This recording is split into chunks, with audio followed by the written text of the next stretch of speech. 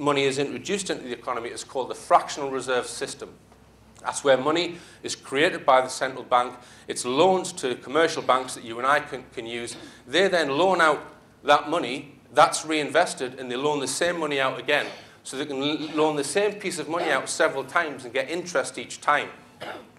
Now, the net effect of the fractional reserve system is that over time, 10, 20 years, the wealth of the common man is gradually sucked into the pockets of the bankers, right? That system always ends up like that. So the fractional reserve system needs to be wiped out.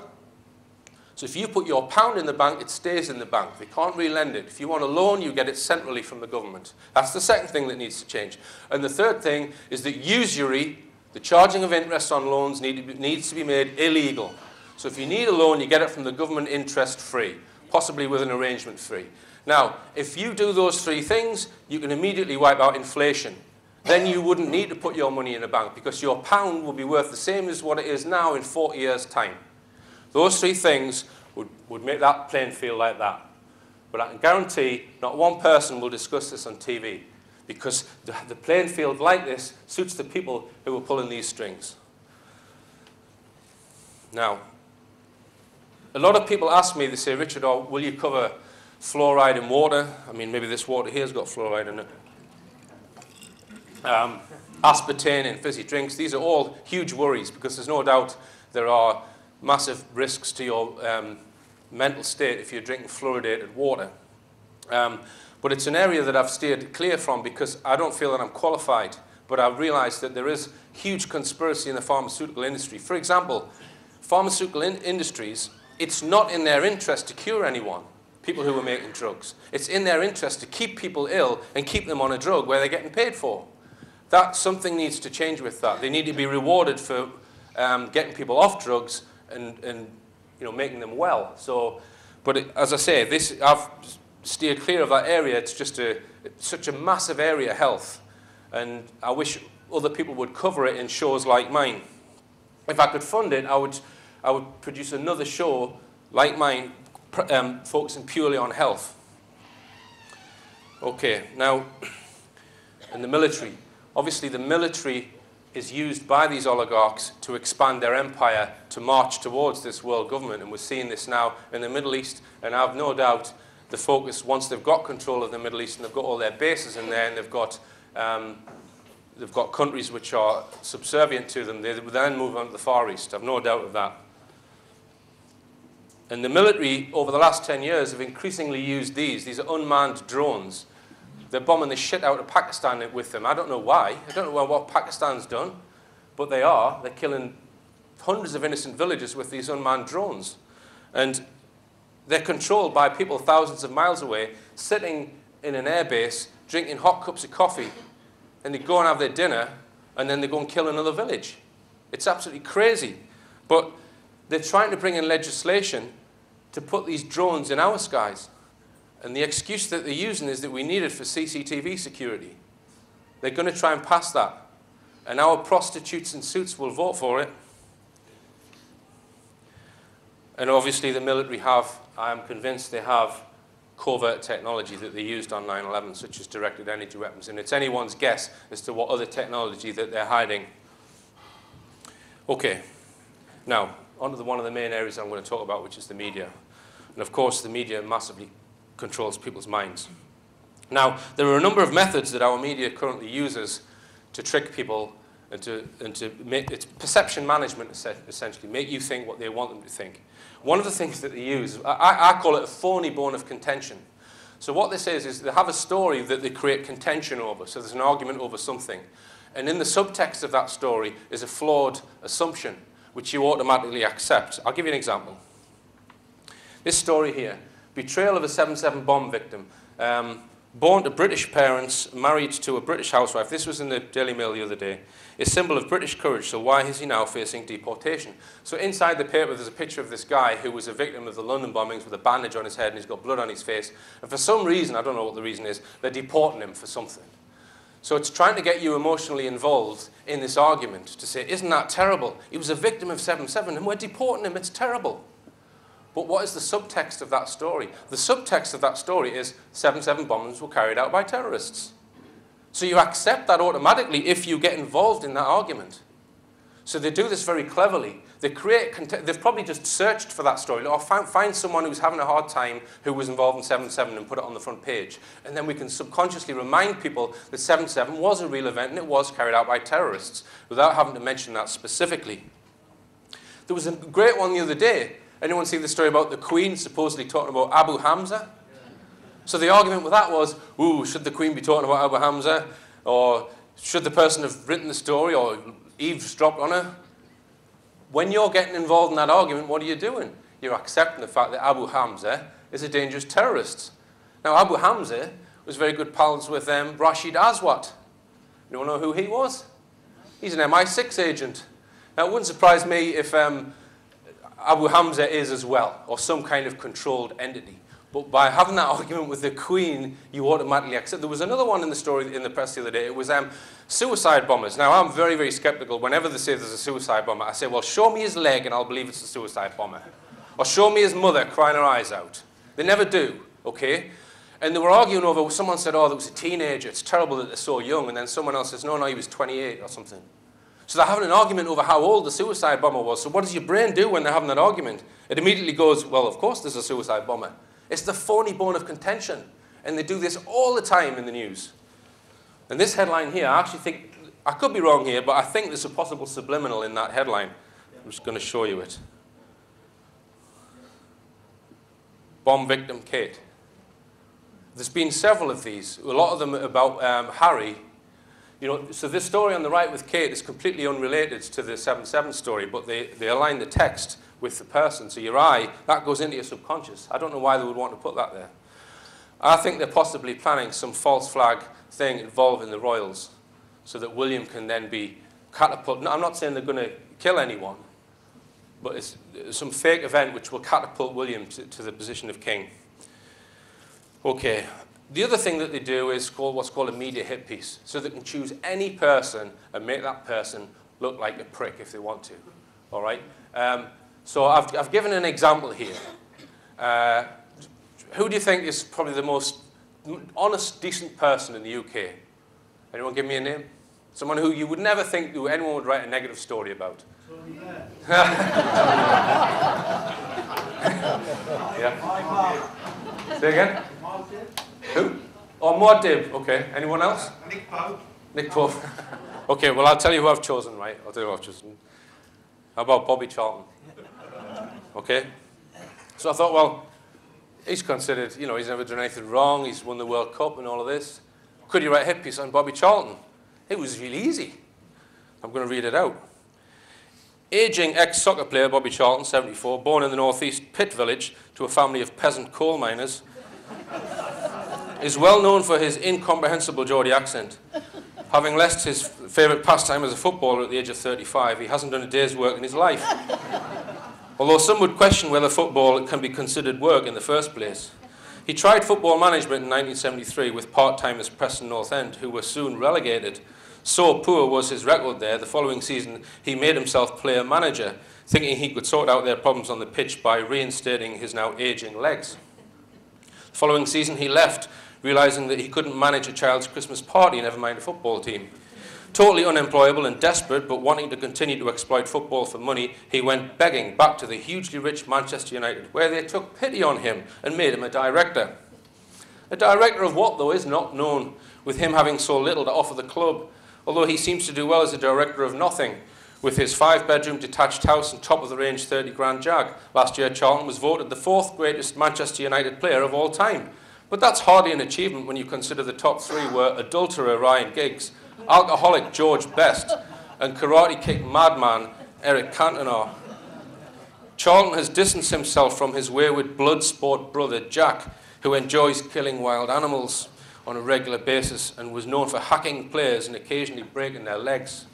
So vain is Bobby that when he began to lose his hair in the 1960s, he refused to go bald gracefully, sporting a style of stranded, isolated hairs, which would often flop around when he was running before he would tug them back over his head. This style today is still known as the Bobby Charlton comb-over and is undoubtedly Charlton's only lasting contribution to society. So they could pick anyone in this audience, find a few negative things and make you look like a prick. And they do that. They've done it with several people. They did it with Charlie Sheen because he started talking about 9/11 truth. Now, media collusion is another thing, another trick that the media use, or another thing that they do.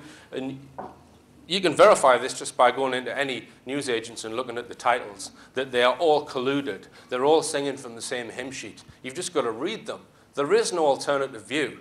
Supposedly, the Daily Mirror is meant to be alternative, but that's with writers such as Tony Parsons. They're not alternative. They're controlled opposition.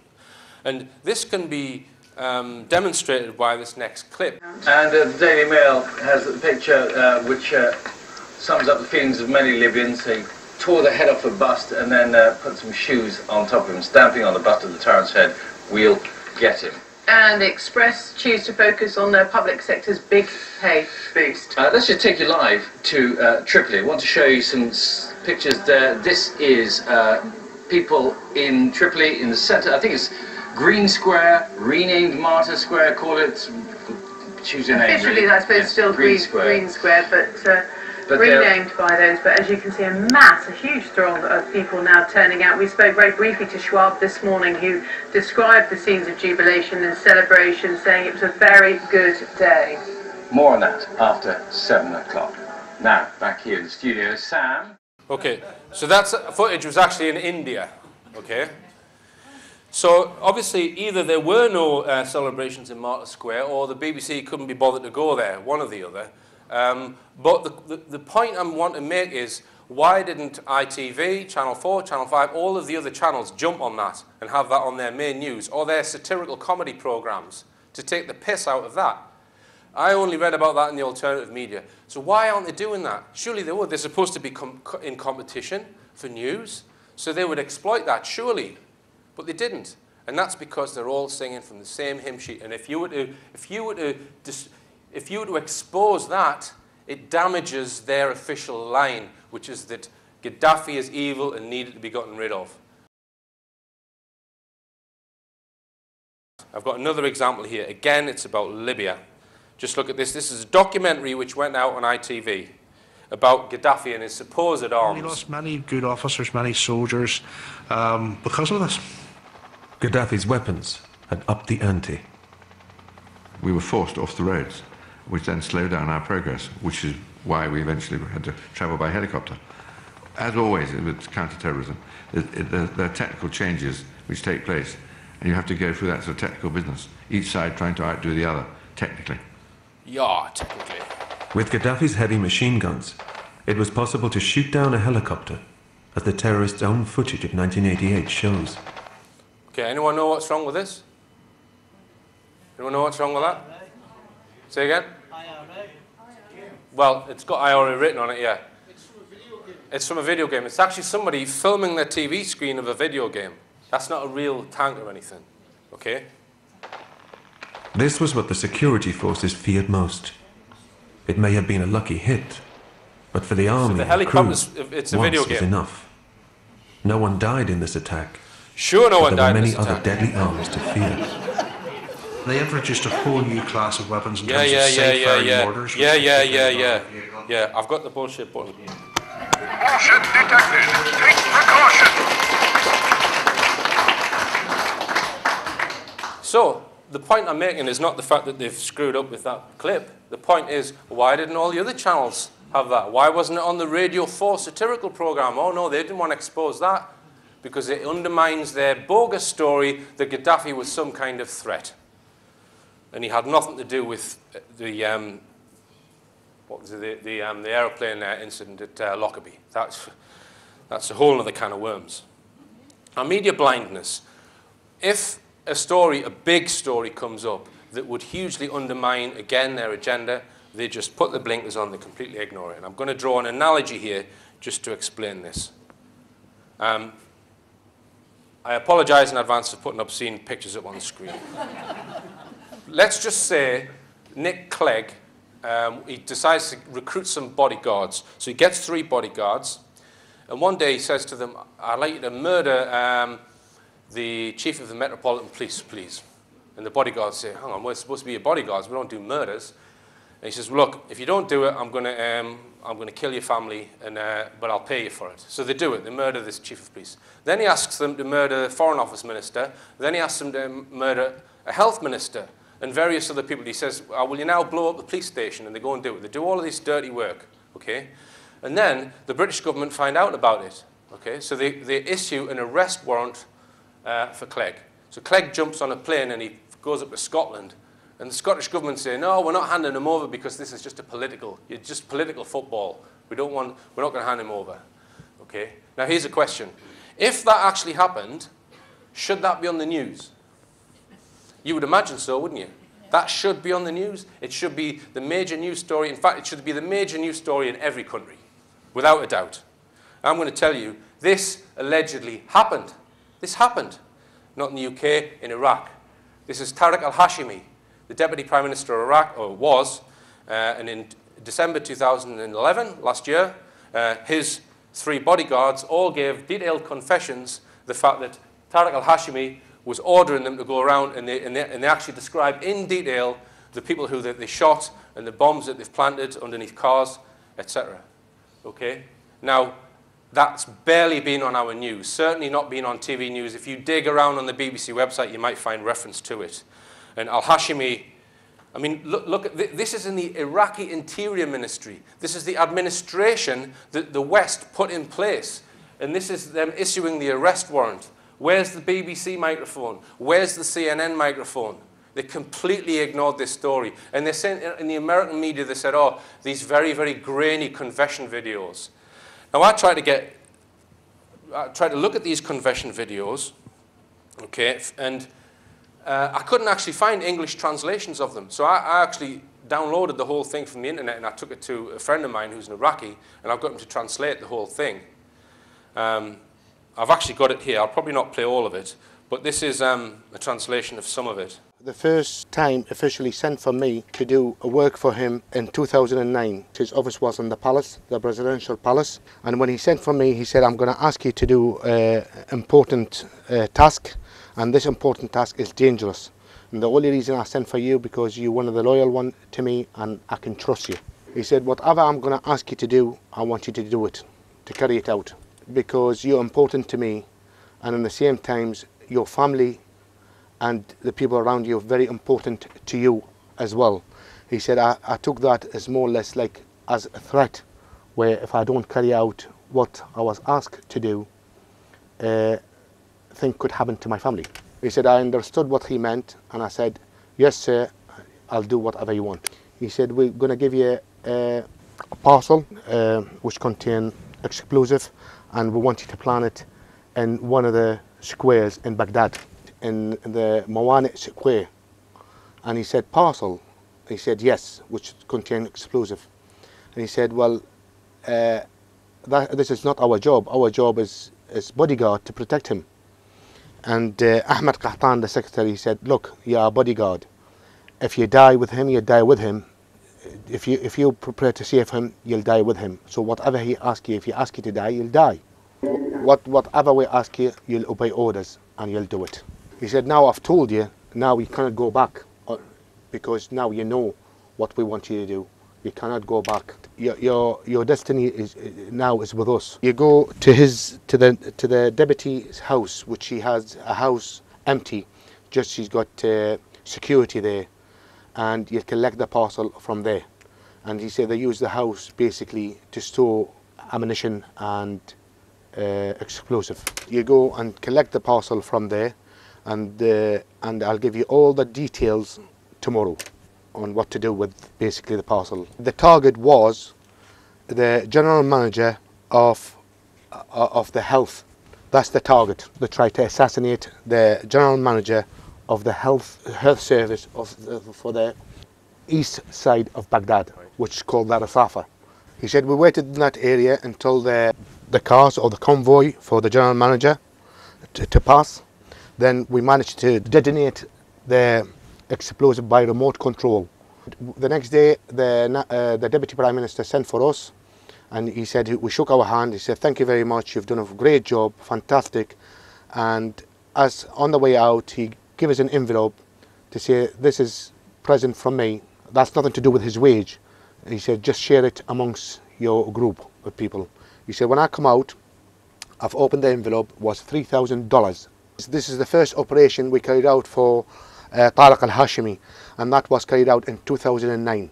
We asked us for the second task, which to assassinate a member of the government who works in the foreign office or foreign secretary or foreign state. The third operation was to assassinate Muqaddam in the army is like General Ihsan. Basically, he asked us to assassinate him. That's the third task that I asked him. He said the target is going to be white pickup Nissan with the general sitting there. 7 minutes later, 8 minutes later, the target did pass us. He said, so we drove next to him, and the soldier who was sitting next to me carried out the operation, assassinate the general. From one car to another, yes. It was 1st of January 2011. It was holiday and the road was empty. He said, Tariq al-Hashimi is going to give you a bigger task in the future. Before the 1st of January 2011, we also carried out 2 operations. The operation was basically to assassinate Dr. Hadi al-Amari and to assassinate him in Muhammad al-Qasim Street.